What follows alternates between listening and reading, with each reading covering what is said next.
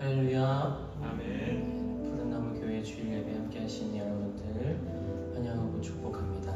우리 함께 기도드림으로 예배 가운데로 나아갑니다. 하나님 아버지, 우리 함께 모여 예배하게 하심을 감사드리며 이 시간 성도들과 한 마음으로 주님을 찬양하며 나아갑니다. 보여주시는 말씀으로 말미암아 하나님의 자녀로 된 삶으로 변화될 수 있도록 인도하여 주시며 말씀을 따라 살아가는 삶의 기쁨을 누릴 수 있도록 주님 인도하여 주시옵소서.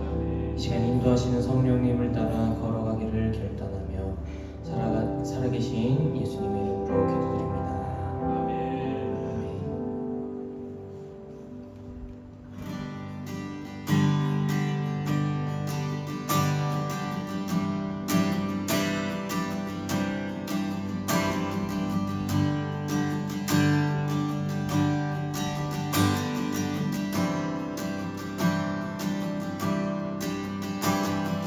우리는 주의 움직이는 교회,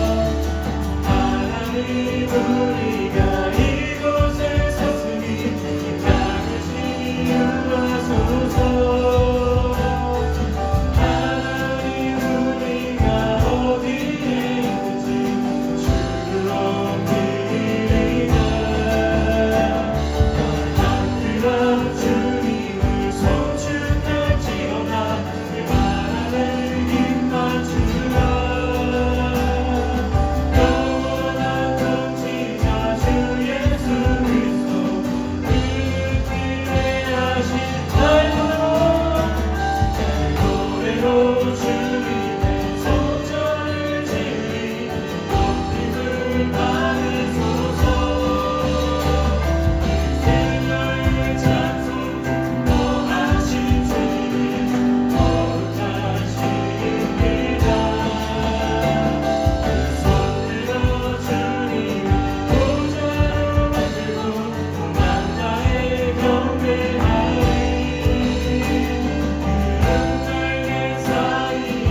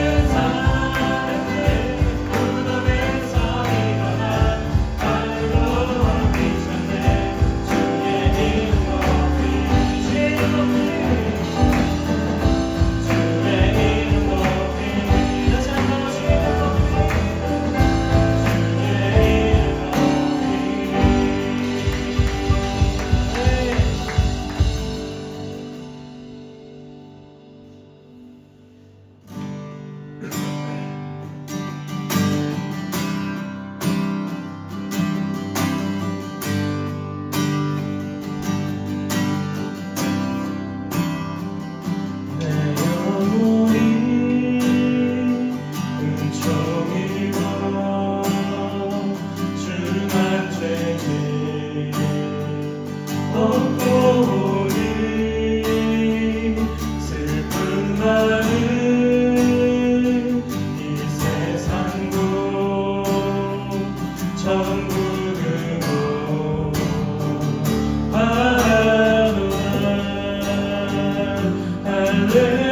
할렐루야 찬양하세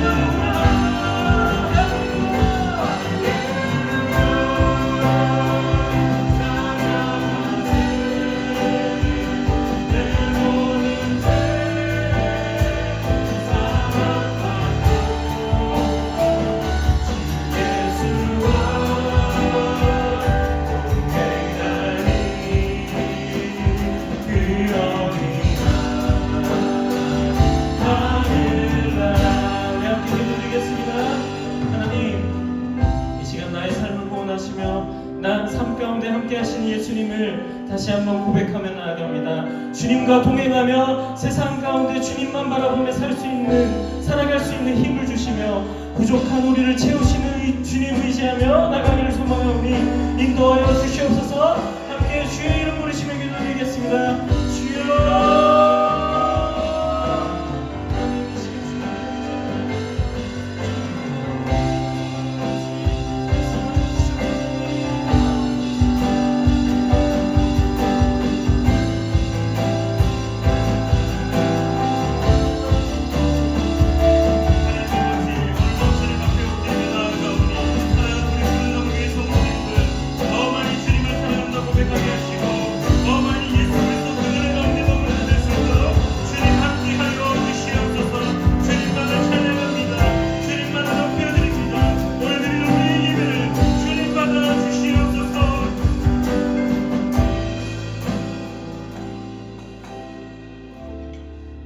다시 한번 기도하길 소망합니다.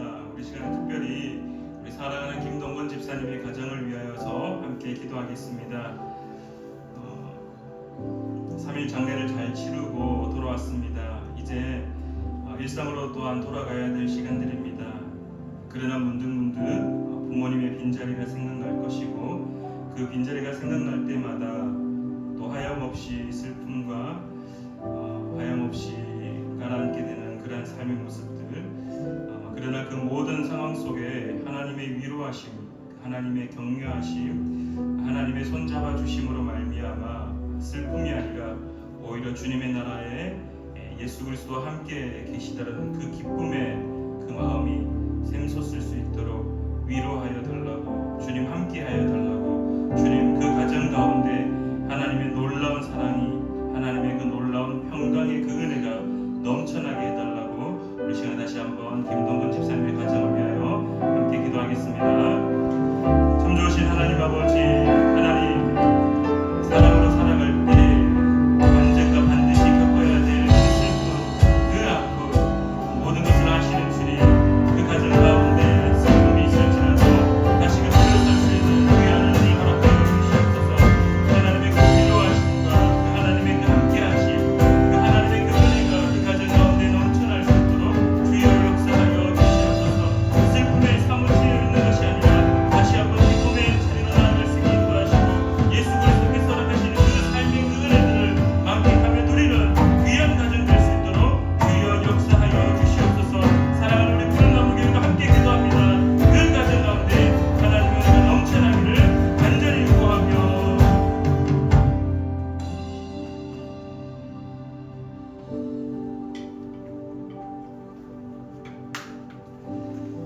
하나님 아버지, 오늘도 주님 앞에 예배함으로 나아갑니다.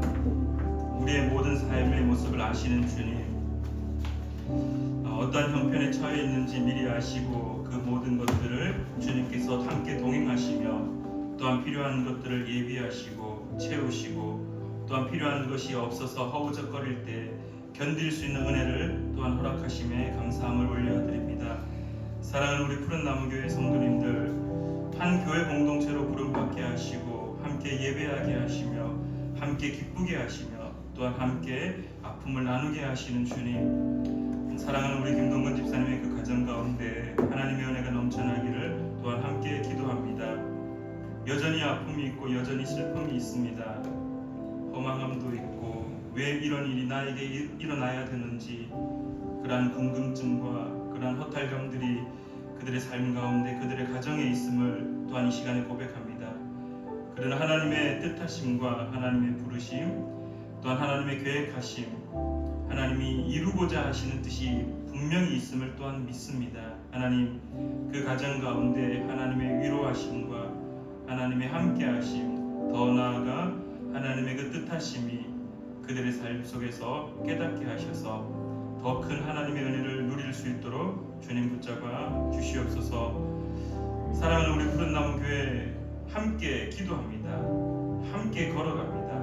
함께 또한 나아가게 하심에 감사드리며 더 많이 서로를 위하여 기도하며 더 많이 서로의 손잡아주며 더 많이 주님과 함께 걸어가는 우리 푸른 나무 교회 되기를 간절히 구하며 살아계셔 역사하시는 예수님의 이름으로 기도드립니다. 아멘. 우리 성시교독 우리 10편 42편입니다. 성시교독 10편 42편입니다. 하나님이여 사슴이 쉬는 물을 찾기에 갈급함같이 내 영혼이 주를 찾기에 갈급하나이다. 내 영혼이 하나님 곧 살아계시는 하나님을 갈망하나니 내가 어느 때에 나아가서 하나님의 얼굴을 배울까. 사람들이 종일 내게 하는 말이 내 하나님이 어디 있느뇨 하오니 내 눈물이 주야로 내 음식이 되었도다. 내가 전에 성의를 지키는 무리와 동행하여 기쁨과 감사의 소리를 내며 그들을 하나님의 집으로 인도하였더니 이제 이 일을 기억하고 내 마음이 상하는도다. 내 반석이신 하나님께 말하기를 어찌하여 나를 잊으셨나이까. 내가 어찌하여 원수의 압제로 말미암아 슬프게 다니나이까 하리로다. 내 영혼아 내가 어찌하여 낙심하며 어찌하여 내 속에서 불안해하는가. 너는 하나님께 소망을 두라. 나는 그가 나타나 도우심으로 말미암아 내 하나님을 여전히 찬송하리로다. 아멘. 우리 시간에 사도신경으로 우리의 신앙을 하나님께 고백하겠습니다. 우리 화면을 보시며 함께 한 목소리로 고백하겠습니다. 나는 전능하신 아버지 하나님 천지의 창조주를 믿습니다. 나는 그의 유일하신 아들 우리 주 예수 그리스도를 믿습니다. 그는 성령으로 잉태되어 동정녀 마리아에게서 나시고 본디오 빌라도에게 고난을 받아 십자가에 못 박혀 죽으시고 장사된 지 사흘 만에 죽은 자 가운데서 다시 살아나셨으며 하늘에 오르시어 전능하신 아버지 하나님 우편에 앉아 계시다가 거기로부터 살아있는 자와 죽은 자를 심판하러 오십니다. 나는 성령을 믿으며 거룩한 공교회와 성도의 교제와 죄를 용서받는 것과 몸의 부활과 영생을 믿습니다. 아멘. 우리 시간에 찬송가 380장 함께 찬양하겠습니다. 380장입니다.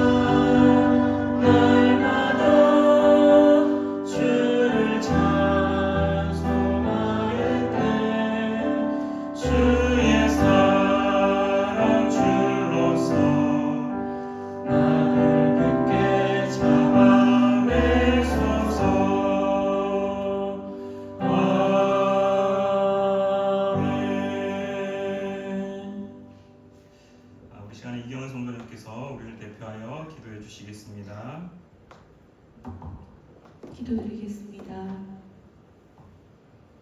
거룩하시고 찬양과 존귀를 받으시기에 합당하신 하나님, 오늘도 복된 주일에 그리스도의 몸된 지체들이 푸른 나무 교회 성전에 나와 함께 예배드리게 하시니 감사를 드립니다. 미약한 우리들을 위해 친히 가장 낮은 곳에 오셔서 그리스도의 보혈로 우리를 구원하시고 영원한 생명을 허락하신 주님께 감사와 찬양을 드립니다. 생사 화복을 주관하시고 모든 것이 하나님의 섭리 아래 있음에도 내 삶이 나의 것인 듯 살며 내 삶에 내가 주인 되어 살았던 순간들을 회개합니다. 우리를 긍휼히 여겨주시고 여전히 우리와 함께 하시며 우리를 인도하고 계시는 신실하신 하나님을 믿는 푸른나무 교회 성도들이 되게 하여 주시옵소서. 보라, 형제가 연합하여 동거함이 어찌 그리 선하고 아름다우고. 아멘.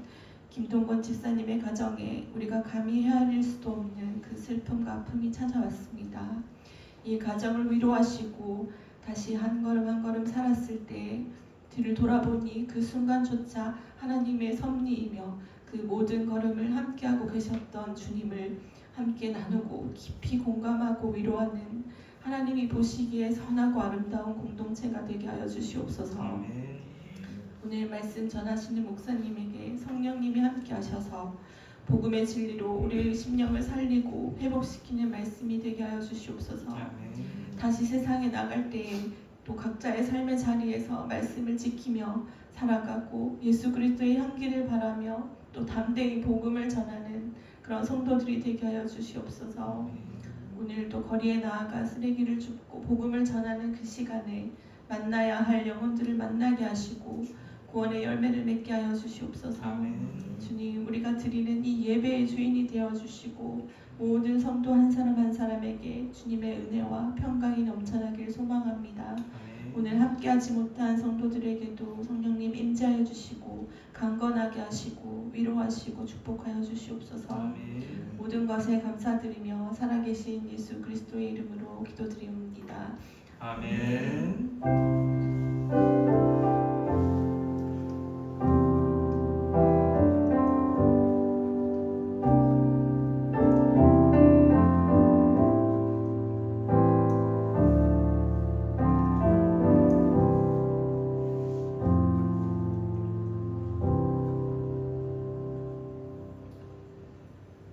네, 오늘 하나님 말씀은 누가복음 8장 26절부터 39절까지의 말씀입니다. 누가복음 8장 26절에서부터 39절까지의 말씀입니다. 오늘 말씀이 조금 길지만 제가 한 절, 여러분이 한 절 우리 주고받으면서 읽도록 하겠습니다. 그들이 갈릴리 맞은편 거라사인의 땅에 이르러 예수께서 육지에 내리심에 그 도시 사람으로서 귀신 들린 자 하나가 예수를 만나니 오래 옷을 입지 아니하며 집에 거하지도 아니하고 무덤 사이에 거하는 자라. 예수를 보고 부르짖으며 그 앞에 엎드려 큰 소리로 불러 이르되 지극히 높으신 하나님의 아들 예수여, 당신이 나와 무슨 상관이 있나이까? 당신께 구하노니 나를 괴롭게 하지 마옵소서 하니, 이는 예수께서 이미 더러운 귀신을 명하사 그 사람에게서 나오라 하셨습니다. 귀신이 가끔 그 사람을 붙잡음으로 그를 쇠사슬과 고랑에 매어 지켰으되 그 맨 것을 끊고 귀신에게 몰려 광야로 나갔더라. 예수께서 내 이름이 무엇이냐 물으신즉 이르되 군대라 하니, 이는 많은 귀신이 들렸음이라. 무적행으로 들어가라 하지 마시기를 간구하더니, 마침 그곳에 많은 돼지떼가 산에서 먹고 있는지라 귀신들이 그 돼지에게로 들어가게 허락하심을 간구하니 이에 허락하시니, 귀신들이 그 사람에게서 나와 돼지에게로 들어가니 그 떼가 비탈로 내리더라 호수에 들어가 몰사하거늘. 치던 자들이 그 이루어진 일을 보고 도망하여 성내와 마을에 알리니, 사람들이 그 이루어진 일을 보러 나와서 예수께 이르러 귀신 나간 사람이 옷을 입고 정신이 온전하여 예수의 발치에 앉아 있는 것을 보고 두려워하거늘. 귀신 들렸던 자가 어떻게 구원받았는지를 본 자들이 그들에게 이르매, 거라사인의 땅 근방 모든 백성이 크게 두려워하여 예수께 떠나시기를 구하더라. 예수께서 배에 올라 돌아가실새 귀신 나간 사람이 함께 있기를 구하였으나 예수께서 그를 보내시며 이르시되 집으로 돌아가 하나님이 내게 어떻게 큰 일을 행하셨는지를 말하라 하시니 그가 가서 예수께서 자기에게 어떻게 큰 일을 행하셨는지를 온 성내에 전파하니라. 아멘. 우리 함께 기도하고 함께 말씀 나누도록 하겠습니다. 참 좋으신 하나님 아버지, 오늘도 주님 앞에 엎드립니다. 하나님께서 우리를 얼마나 사랑하시는지, 우리가 하나님이 얼마나 소중한 존재인지 오늘 예배를 통하여 더욱더 깨닫게 하시고 그 놀라운 사랑에 감격하며 그 놀라운 사랑을 가지고 살아가겠노라 결단하는 귀한 시간 될 수 있도록 주님 도와주시옵소서. 오늘 우리의 귀를 열게 하시고 우리의 마음의 밭을 열게 하시며 그리하여 하나님의 음성을 듣게 하셔서 그 하나님의 음성에 따라 살겠노라 결단하는 귀한 시간 또한 되게 하여 주시옵소서. 함께 하여 주실 줄 믿으며 예수님의 이름으로 기도드립니다. 아멘.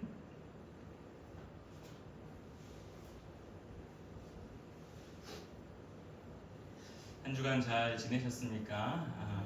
잘 지내야 되는데 우리가 알고 있듯이 가슴 아픈 일이 있었습니다. 잊혀지지 않는 얼굴이 하나 있습니다. 지난 목요일 저녁이었죠. 목요일 저녁에 5시쯤에 이제 지현 집사님, 이지현 집사님 전화가 와서 제가 병원에 달려갔습니다. 위독하다라는 이야기를 듣고 달려갔는데요. 제가 먼저 도착했습니다. 김동근 집사님보다.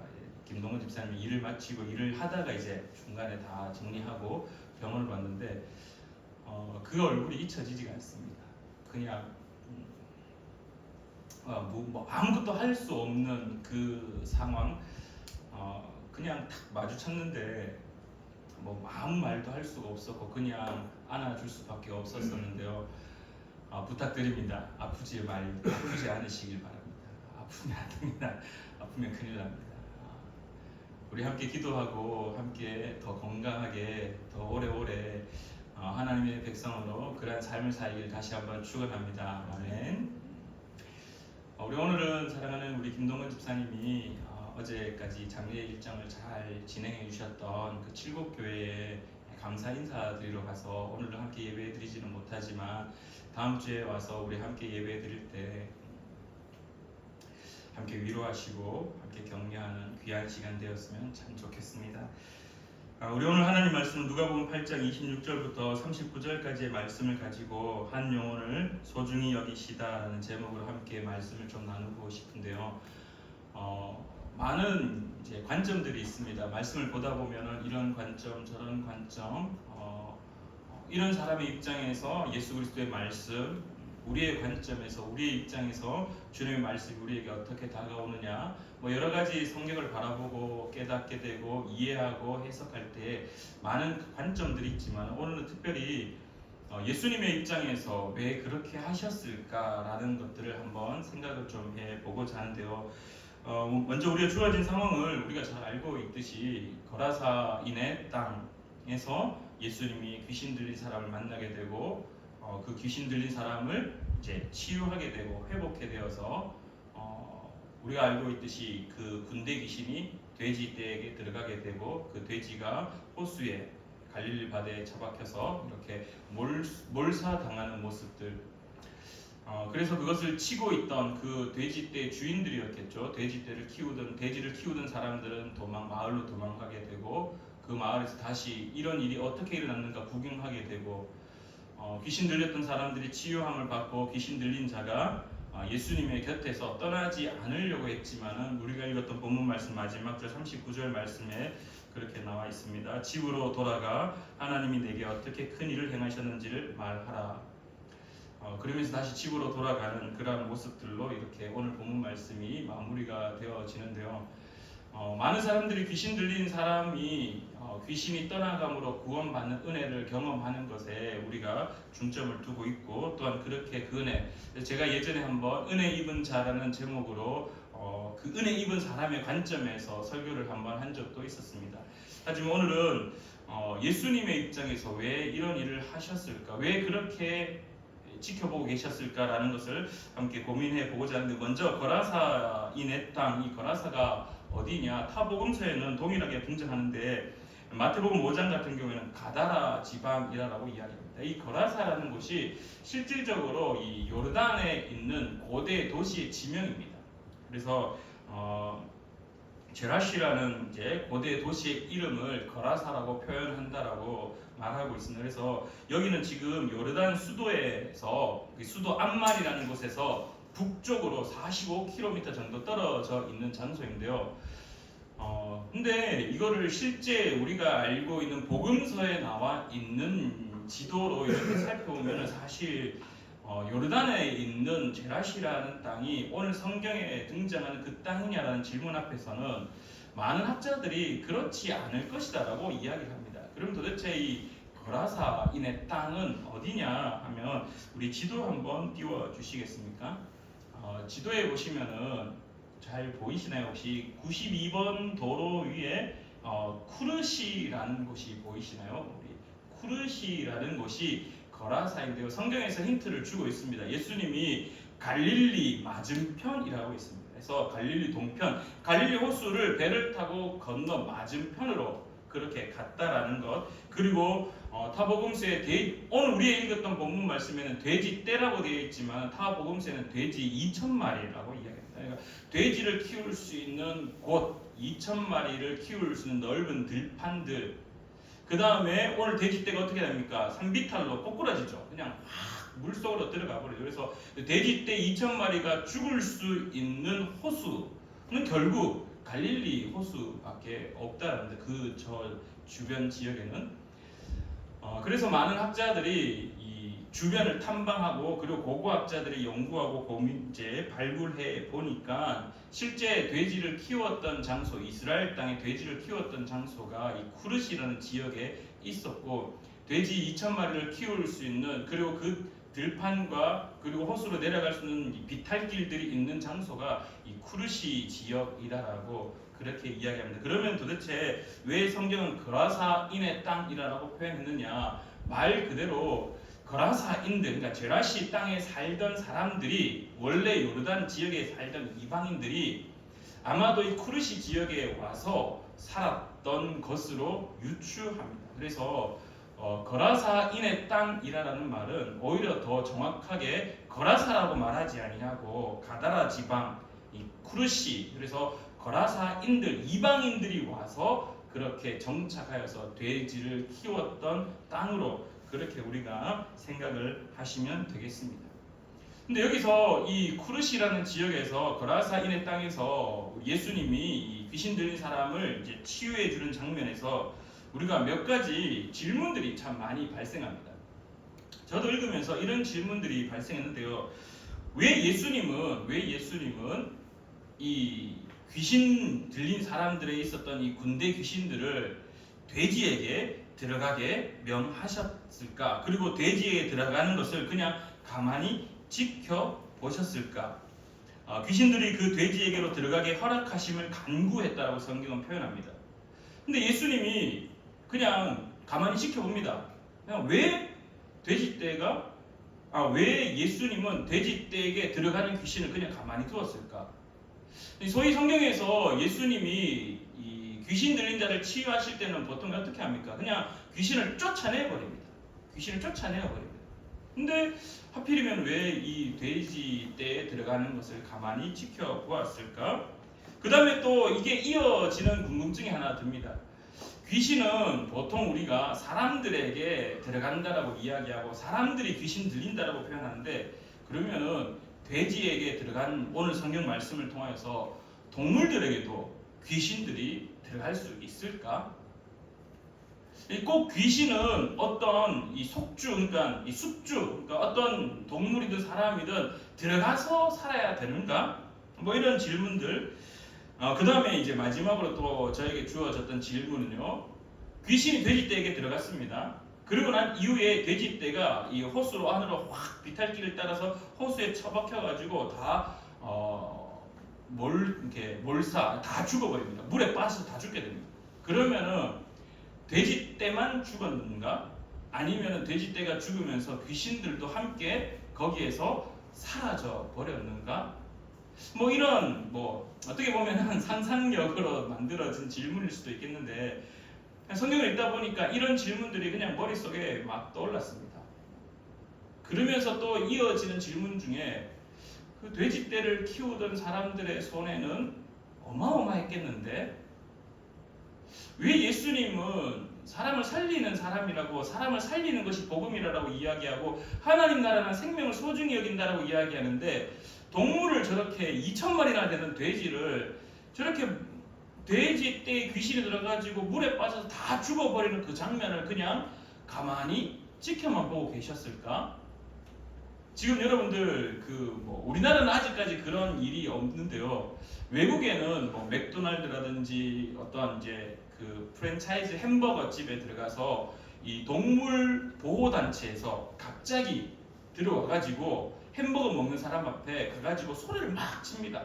동물 학대한다고. 당신은 지금 동물을 죽여서 먹고 있다고. 그러면서 동물을 학대하지 말라고, 동물을 먹는 것을 멈추라고 그렇게 막 시위도 하고 길거리에서 차를 못 다니게 할 정도로 막 그런 시위도 합니다. 요즘은 동물의 뭐라고 해야 되나? 사람의 권리니까 인권이고 동물의 권리는 동권 이렇게 죄송합니다. 어쨌든 이렇게 그런 학대하는 것을 반대하는 그런 입장, 그런 사람들의 눈에는 오늘 예수님이 동물 이 돼지 2,000마리가 물에 빠져 죽는 것을 보는 것을 뭔가 이렇게 부딪히고 왜 예수님이 동물을 저렇게 죽여야만 되었을까? 그냥 다른 성경에 있는 것처럼 다른 본문에 나오는 것처럼 예수님이 그냥 돼지를 그냥 돼지는 살려두고 그냥 저 귀신만 싹 쫓아내 버리면 되지 않았을까? 이런 여러 가지 질문들이 우리에게 주어져 있습니다. 물론 이 질문은 우리가 다 속 시원하게 해결할 수 있는 질문은 아닙니다. 왜냐하면 성경 어디에도 여기에 대해서 속 시원하게 답을 하고 있지 않기 때문입니다. 그럼 우리가 몇 가지 정도 유추해 볼 수 있는 것, 그리고 예수님이 왜 이렇게 하셨을까에 대해서 그 시대적 상황과 그 상황 속에서 우리가 몇 가지 발견할 수가 있습니다. 첫 번째 우리가 주어져 있는 고민 중에 한 가지가 이 사람에 대한 이야기입니다. 오늘 귀신 들린 사람에 대해서 우리가 한번 기본 베이스로 한번 봐야 되는데요. 무덤 사이에 거하는 사람인데 이 사람의 상태를 성경은 이렇게 표현합니다.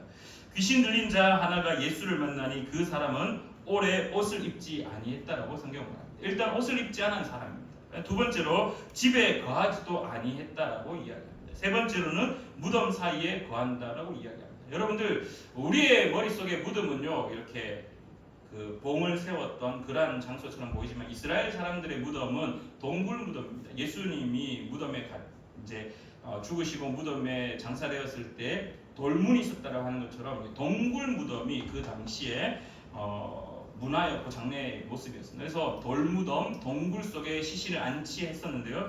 어쨌든 그러한 무덤 사이에 거하는 사람, 이 속에서 우리가 발견할 수 있는 한 가지 상황을 말할 수 있습니다. 여러분 오늘 성경을 잘 읽다 보면은 이 사람이 매일같이 귀신에 들린 사람이 아니었습니다. 가끔 성경은 가끔이라고 표현합니다. 29절에 귀신이 가끔 그 사람을 붙잡음으로라고 이야기합니다. 그러면은 다른 말로 온전한 정신이 있을 때도 있었다라는 겁니다. 그런 사람을 이 마을 공동체는 어떻게 했냐 하면 결국 마을 공동체에서 이 사람을 감당할 수 없었기 때문에 어떻게 했느냐? 격리시켜 버렸다는 겁니다. 이스라엘 사람들은 무덤을 마을에 두지 않습니다. 일본은 그 무덤을 마을 중심에, 마을 가까이에, 마을 그냥 뜬금없이 집이 있다가 갑자기 공동묘지가 나옵니다. 근데 우리나라도 공동묘지는 주로 어떻게 합니까? 마을에서 좀 떨어진 곳에 예전 말로 부정탄다라고 이야기해요. 마찬가지 이스라엘 사람들도 이 시체에 대해서 부정이 여기던 모습이 있었기 때문에 마을 중심에 두지 않고 항상 마을의 끝부분, 마을에서 떨어져 있는 외곽. 그래서 이 말이 무엇을 우리에게 보여주냐 하면 이 사람이 지금 살아있는 모습은요, 결국 마을 공동체에서 함께 살 수 없어서 격리된 상태다. 마을에서 퇴출되었다라는 겁니다. 귀신이 들렸다라는 것도 그 사람에게 참 아픈 상황이지만, 그러나 더욱더 중요한 것은 그가 일상을 살아와야 되는, 그 생활을 해야 되는 마을 공동체에서 어떻게 되었느냐? 퇴출당해버립니다. 자, 그 다음에 우리에게 주어졌던 힌트, 옷을 입지 않았다고 이야기합니다. 근데 가끔 귀신이 들렸다라는 것은 다른 말로 하면은 그냥 평소에 귀신이 들려서 발작하지 않을 때는 온전한 정신이 있다라는 말은 자신이 부끄러움을 알 수 있는 상황이다라는 거예요. 근데도 불구하고 성경은 우리에게 무엇을 말하느냐? 옷을 입지 않았다라고 성경은 말합니다. 이 말은 결국 많은 사람들로부터 손길이 끊어진 상태라는 거예요. 누구 하나 그를 돌보는 사람도 없었고, 누구 하나 그에게 관심을 가진 사람들도 없었고, 누구 하나 그를 온전하게 마을의 한 일원으로, 하나의 공동체 한 사람으로 여기는 사람이 없었다라는 것을 성경의 저자는 말하고 있습니다. 오래 옷을 입지 아니하였다. 오래도록 그 사람을 돌보는 사람이 아무도 없었다라는 거예요. 오래도록 옷을 입지 아니했고 집에 거하지도, 집에 올 수도 없었다. 결국 마을 공동체에서 퇴출당하고 쫓겨난 사람이었다. 근데 그 사람이 어디에 있었느냐? 살아야 되니까, 목숨은 있으니까, 목숨은 붙어 있으니까 결국 무덤 사이에 지낼 수밖에 없었다. 심지어 그 사람을 어떻게 했느냐? 가끔 귀신이 가끔 그 사람을 붙잡음으로 그를 쇠사슬과 고랑에 매어 지켰으되 그 맨 것을 끊고 귀신에게 몰려 광야로 오다. 어떻게 할 방법이 없는 모습도 있지만, 그러나 많은 사람들이 이 사람을 그냥 포기해버린 거예요. 포기해버린 이러한 모습 속에 예수를 만나게 됩니다. 그래서 예수님이 딱 왔을 때 이미 이 귀신이 예수님이 온 것을 알고 있었습니다. 그래서 예수님에게 이야기합니다. 당신이 나와 무슨 상관이 있습니까? 당신께 구하노니 나를 괴롭게 하지 마옵소서. 근데 이는 예수님께서 이미 더러운 귀신을 명하사 그 사람에게서 나오라 하셨음이라고 이야기합니다. 그러면서 예수님이 내 이름이 무엇이냐 물으신즉 이르되 군대라 하니 이는 많은 귀신이 들렸습니다. 그러면서 귀신이 또다시 이야기합니다. 무적행으로 들어가라 하지 마시기를 간구하더니 마침 그곳에 많은 돼지떼가 산에서 먹고 있는지라 귀신들이 그 돼지에게로 들어가게 허락하심을 간구하니 이에 허락하시니 귀신이 돼지떼에게 들어가고 그 돼지 2,000마리가 호수에 처박혀서 죽게 됩니다. 왜 예수님은 이것을 그냥 지켜만 보셨을까? 왜 예수님은 돼지떼에 들어가는 것을 오히려 또한 허락하셨을까? 여러분들, 여기서 한 가지 우리가 또 기억해야 될 그 시대의 상황을 한번 생각해 보십시다. 돼지는요, 레위기서 11장 말씀에, 또한 레위기서 7장 말씀에 돼지를 어떻게 여기냐면은 부정하다라고 이야기합니다. 레위기서 11장 7절 말씀에 돼지는 되새김질하지 않는 부정한 동물, 그런 동물을 사육했다라는 것은요, 결국 첫 번째 추론은 이방인들입니다. 돼지를 키우던 사람들은 이방인들, 돼지를 부정하게 여기지 않는 이방인들. 그리고 두 번째로, 왜 이스라엘 땅인데 돼지를 저렇게 키우고 있을까라고 질문한다면요, 이스라엘의 정체성을 잃어버리고, 아니 이스라엘 백성이라는 정체성을 그냥 포기해버리고 어떻게 했느냐? 돼지는 당시에 이방의 신들에게 주어지는 재물이었습니다. 재물. 그래서 상당히 값이 나갔던 것으로 보여집니다. 돼지를 키우면 어떻게 할 수 있느냐? 돈을 잘 벌 수 있었습니다. 그래서 이방인들이 돼지를 키우는 어떤 주인으로 많이 나타나는데요. 그럼에도 불구하고 우리가 또 한 가지 유추해 볼 수 있는 것은 유대인들도 돼지 키우는 곳에 있었습니다. 우리가 잘 알고 있는 그 집 나간 탕자 이야기 속에 둘째 아들이 어떻게 합니까? 마지막에 돼지를 키우는 그 집에 가서 쥐염 열매를 먹는 그러한 일화를 알고 있듯이 유대인들이 돼지를 키우는 일도 있었습니다. 먹진 않았지만 키웠습니다. 왜? 돈이 되는 거기 때문에. 돈이 되는 거기 때문에. 그럼 다시 말하면은 이 돼지를 키우던 그 상황 속에 있었던 사람들은 첫 번째 이방인이었거나, 두 번째 이스라엘의 정체성을 외면한 누군가에게 의해서 뺏겼다기보다는 그냥 스스로가 외면해버리고 포기해버린 유대인들이 돈을 벌기 위해서 그 자리에서 돼지를 키우고 있었던 것으로 보여집니다.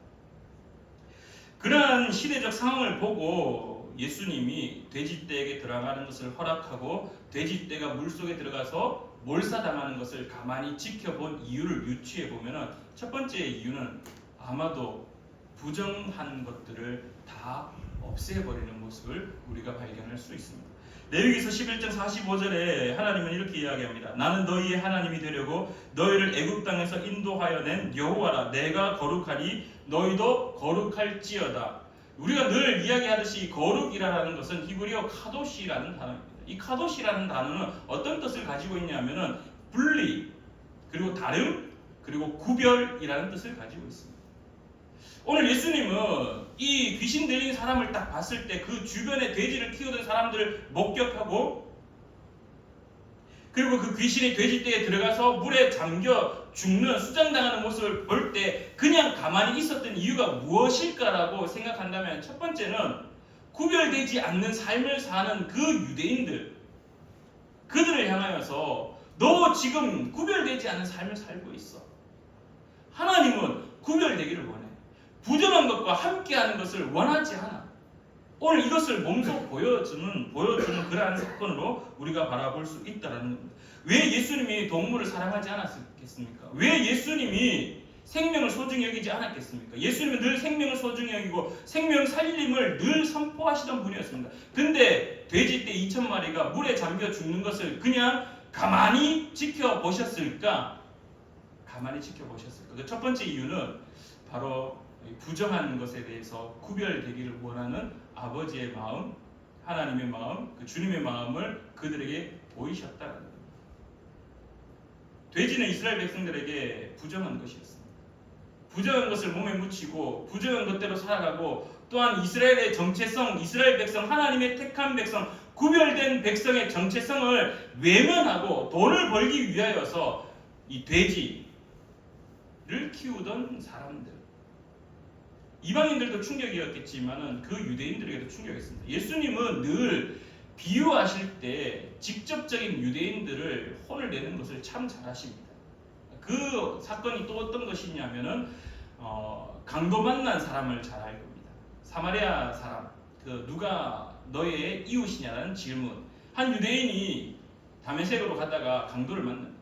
그러고 와서 첫 번째 제사장, 두 번째 레위인들 와서, 유대인들이 와서 그 사람들 어떻게 합니까? 강도 만난 사람을 외면해 버립니다. 그리고 마지막으로 누가 옵니까? 사마리아 사람이 와서 그 강도 만난 사람에게 기름을 붓고 치유해 주시고 나귀에 태워서 여관에 가서 이 사람이 치유할 때 든 돈이 또 더 들면 내가 다시 올 때 돈을 더 주겠습니다. 이 말을 들었던 사람들에게 예수님 질문합니다. 누가 이 강도 만난 사람의 이웃이냐? 답은 정해져 있습니다. 사마리아 사람이라고. 근데 이게 사마리아 사람을 잘한다라고 칭찬하는 말씀이 아니라 무엇을 말하는 거냐 하면은 유대인들을 향하여서 긁어버립니다. 요즘 글이라는 단어가 유행하는데요. 사람의 마음을 긁는 것, 쉽게 말하면 불편하게 하는 것. 예수님이 지금 유대인들을 불편하게 해버리는 겁니다. 왜냐하면은 너희들이 해야 될 일을,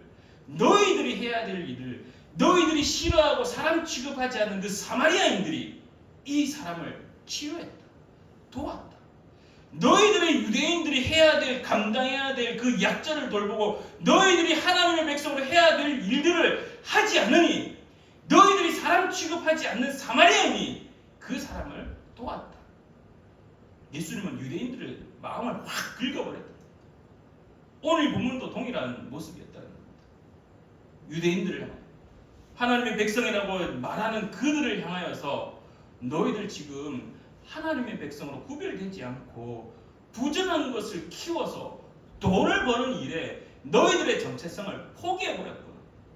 그래서 예수님은 그냥 가만히 지켜보셨다. 그 손해를 보는 사람들의 마음을 예수님이 몰랐을까요? 2,000마리가, 돼지 2,000마리가 물에 수장당하면은 그 금액이 돈으로 환산하면 어마어마할 텐데, 손해보는 게 어마어마할 텐데, 그 손해로 인하여서 일상이 무너지고, 그 손해로 인하여서 삶이 다 박살나버리고, 그 손해로 인하여서 빚더미 안게 되고, 그 손해로 인하여서 삶이 끝날 수도 있는 상황인데 왜 예수님이 그 삶이 끝나는 것을 지켜만 보고 계셨을까? 그것보다 더 중요한 것이 무엇이냐?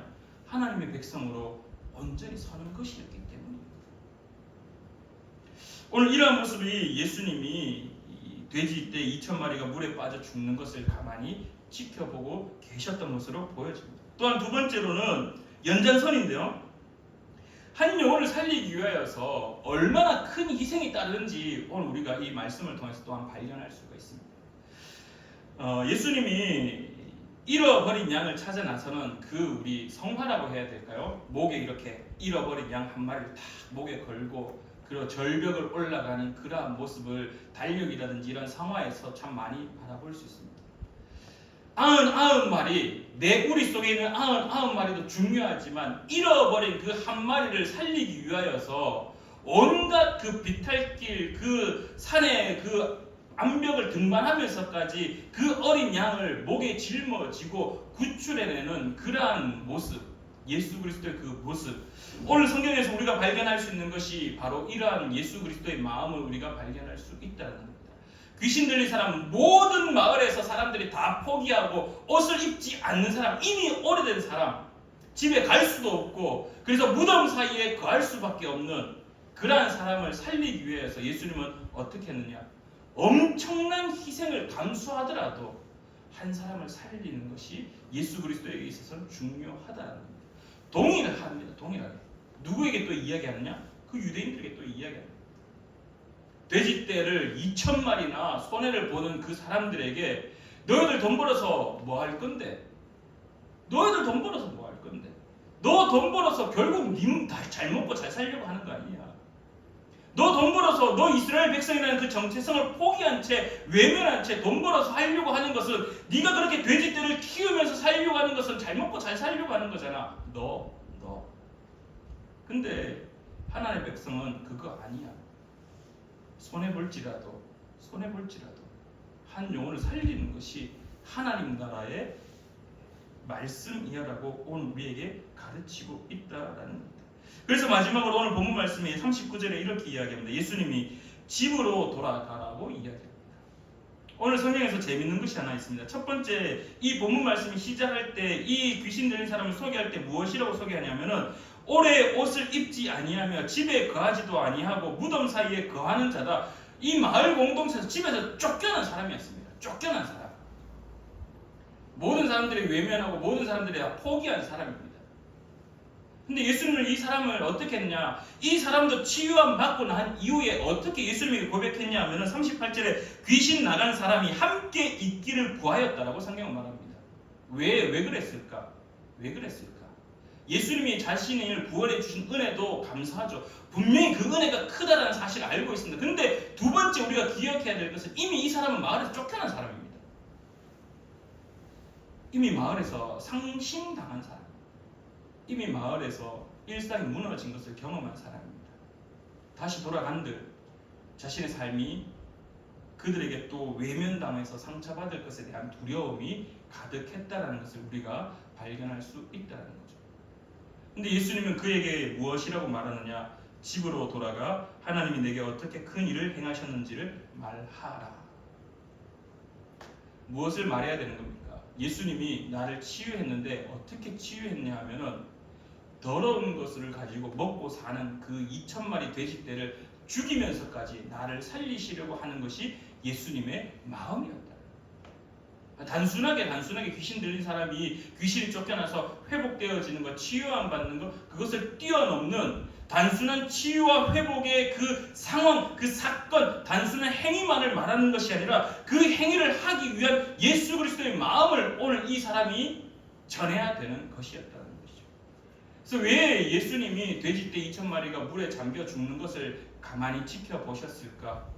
왜 이런 일이 있도록 가만히 있었는가라고 질문한다면 우리 처음에 질문을 다시 돌아간다면 결국 예수님은 부정으로부터 구별되기를 원하는 그 주님의 마음과 동일하게 이 한 사람의 영혼을 살리기 위하여서 어떤 희생을 감수하더라도 이 한 영혼을 살리는 것이 중요하다라는 예수 그리스도의 마음을 그 상황 속에서 보여주고 계시다라는 겁니다. 여러분들 우리가 다시 한번 생각해 볼 수 있는 모습은요, 돼지떼를 실제로 키우던 사람들입니다. 실제로 키우던 사람들. 그 손해가 얼마나 컸겠습니까? 단순하게 한두 마리가 아니었습니다.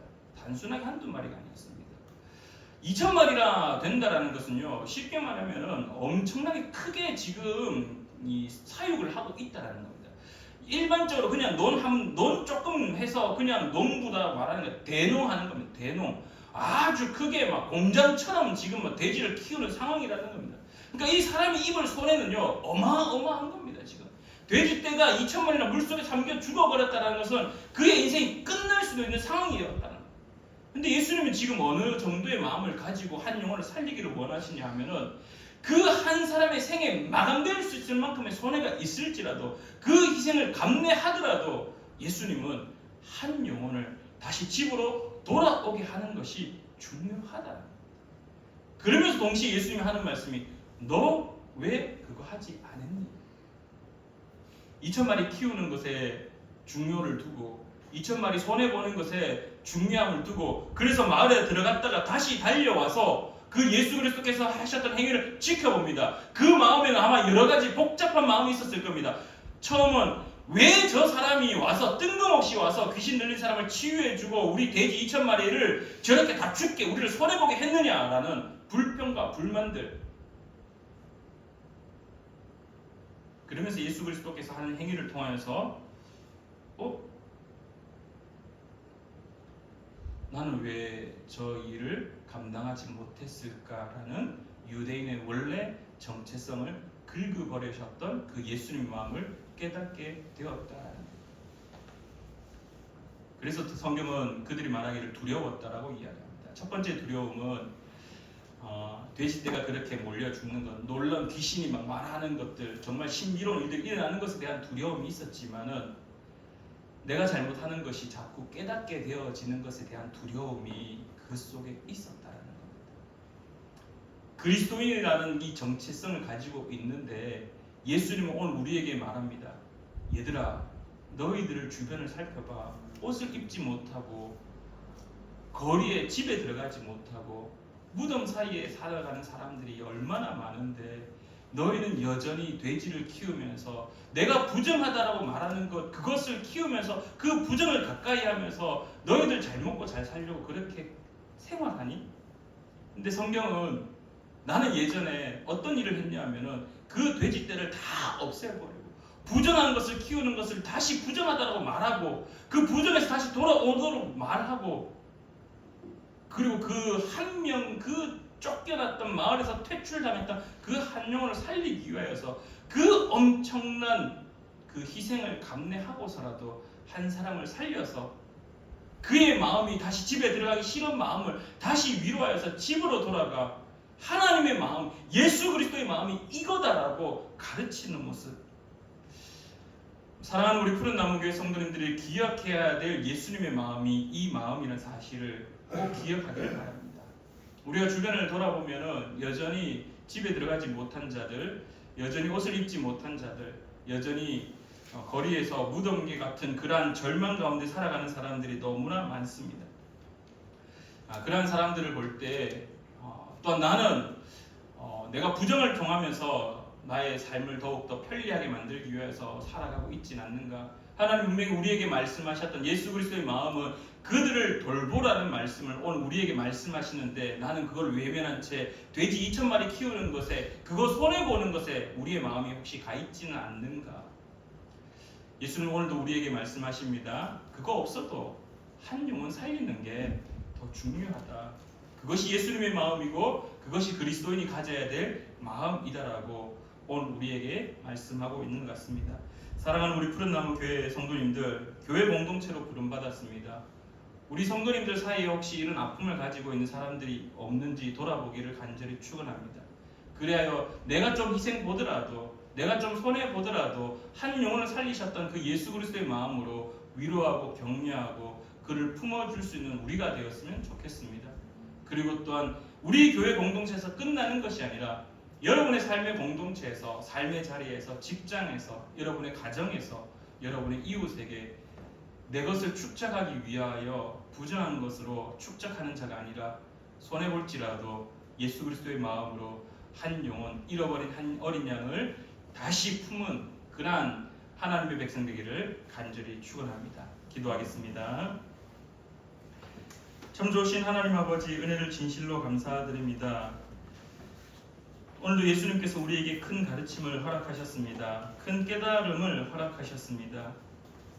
삶이 무너지고 또한 삶의 공동체에서 쫓겨나서 오랫동안 옷을 입지 못하였고 집에 있을 수도 없어서 무덤 사이에 거하는 한 사람이 있었는데, 결국 예수님은 엄청난 희생을 하더라도 그 한 영혼을 살리기 위하여서 많은 사람들 앞에 그 일들을 감당하시는 모습을 오늘 우리에게 가르치십니다. 그리고 결국 그를 향하여서 집으로 돌아가 하나님의 그 마음, 예수 그리스도의 그 마음을 많은 이들에게 보이고, 정체성을 잃어버렸던 그 유대인들에게 예수님의 마음을 가르침으로 말미암아 다시 우리에게 주어진 그 이웃을 사랑해야 되는 그 마음들을 다시 불러일으킴을 오늘도 바라봅니다. 사랑하는 우리 푸른 나무교회 성도님들의 마음이 오늘 예수 그리스도의 마음을 배우는 자 될 수 있도록 도와주시옵소서. 그리하여 우리의 이웃에게 내가 희생할지라도, 내가 손해볼지라도 우리의 이웃을 품어줄 수 있는 귀한 하나님의 백성 될 수 있도록 도와주시옵소서. 함께하여 주심에 감사드리며 예수님의 이름으로 기도드립니다. 아멘. 우리 선한 능력으로 찬양 부르시며 준비한 예물 하나님께 올려드리겠습니다.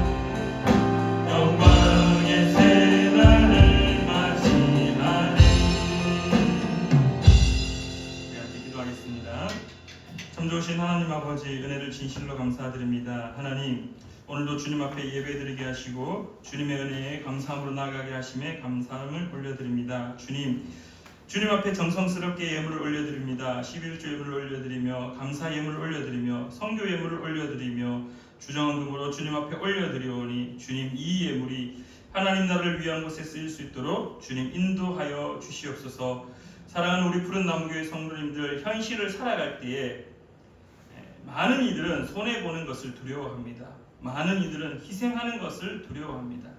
그러나 오늘 말씀을 통하여 희생하여 한 영혼을 구하는 것이 예수 그리스도의 마음이라는 것을 오늘 우리가 바라봅니다.